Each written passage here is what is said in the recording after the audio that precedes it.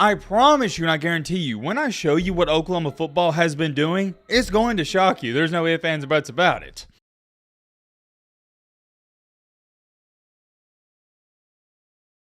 This is kind of hard to believe even when I sat down and thought about this, but we are now heading into week 6, ladies and gentlemen, boys and girls, and we have yet to talk about the Oklahoma Sooners, not even once. And I'm not going to lie, there's a main reason for that. They haven't played any competition. You know my rules. If you're playing cupcakes, I'm not talking about you. I refuse to preview and recap a game where you're not playing anybody. I'm not going to do it. It's just not interesting to me, and I don't think it's interesting to anybody else. To go on top of that, there also hasn't been any drama about Oklahoma, and that's a good thing because like my granddad always told me, sometimes no news is good news. So I guess that is your one positive if you want to view it that way if you're an Oklahoma fan as to why I haven't talked about your team up until this point. But, and I have a really big but, you better believe this, just because I haven't been talking about Oklahoma football, it doesn't mean I haven't been paying attention. I've been watching closely, trust me, because nobody gave this Oklahoma team more crap last year than me, myself, and I. Why did I give them crap? Well, it's simple. They didn't do good. Defense was one of the worst in the country, and that shocked me because I thought Brent Venables was the best hire, and he was going to be the,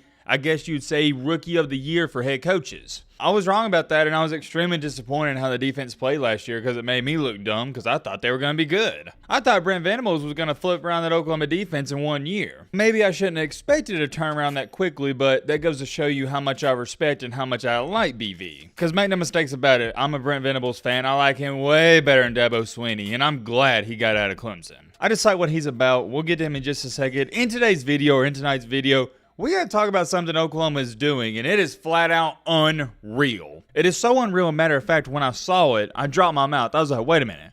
What? I promise you and I guarantee you, when I show you what Oklahoma football has been doing, it's going to shock you. There's no ifs, ands, or buts about it. And it almost seems like this video is perfect timing because we know what's going down Saturday. It's the Red River rivalry. I gotta slow down when I say that because that's a tongue twister. I couldn't even try saying that 2 or 3 times in a row without fumbling my words. We got the big time matchup with Oklahoma, BV, and Dylan Gabriel, and Texas, big bad Texas, the Sartonado, and Quinny Quinn Ewers. Whew, man, I wish they was playing tomorrow. I'm excited for that game, and also, it is worth throwing in there, both teams are undefeated. I believe, if I'm not mistaken, correct me in the comment section if I am wrong, this is the first time since 2011 both teams are undefeated heading into this game. You got number 12 versus number 3, and another reason why this game is going to be so good is because, remember what happened last year? It was a blowout. Texas won 49-0. And it could have been worse than that. Texas could have scored probably 85 or 90 if they wanted to. So it's a very tricky game for at least me to evaluate because I saw what happened last year. It was bad. Texas beat the crap out of them, and both of these teams, yeah, they've changed a little, but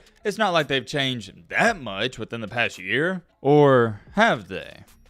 Let me show y'all something if you don't mind real quick. Oklahoma in their first game won 73-0. Second game, 28-11. Third game, 66-17. Fourth game, 20-6, and last but not least, last week, 50-20. And I know what you're sitting there saying, Matt, why in the crap does this matter? Just hear me out, pay attention. All of this is going to add up in just a second. Last year, we all know, or should know, if not, I'm going to remind you, Oklahoma finished the season with a miserable record for their standards at 6-7. Pitiful, bad, embarrassing. Or was it pitiful, bad, and embarrassing? Let's take a look at it. Because on paper, at least when you hear and look at 6-7 Oklahoma football, you're like, man, what in the crap happened? But when you take a deeper dive into things, you'll notice something else. Let's take these 2 games out of the way. Texas, yes, that was a complete big-time L, 49-0, and TCU 55-24. Those games, those 2 losses, they were bad, to say the least. And I remember watching that TCU game like it was yesterday. Man, phew. That Oklahoma defense in that game was so bad. But anyways, like I was saying, just take those 2 games out of the picture. Let's take a look at their other 5 losses they suffered. They lost to Kansas State 41-34. Okay, that's a 7-point loss. Not bad. Going on down here, they lost to Baylor 38-35, 3-point loss. Week after that, only lost to West Virginia by 3 points. Last game of the regular season, lost to Texas taking overtime 51-48, and after that, also lost to Florida State the Seminoles 35, I was about to say 42, but 35-32. Their last 4 losses of the season were all by 3 points. And outside of the Texas and TCU game, their 5 other losses were by 7 points or fewer. You know what that tells me? This Oklahoma team, they just couldn't finish games and they couldn't clutch up. They were a couple plays, or not a couple plays, but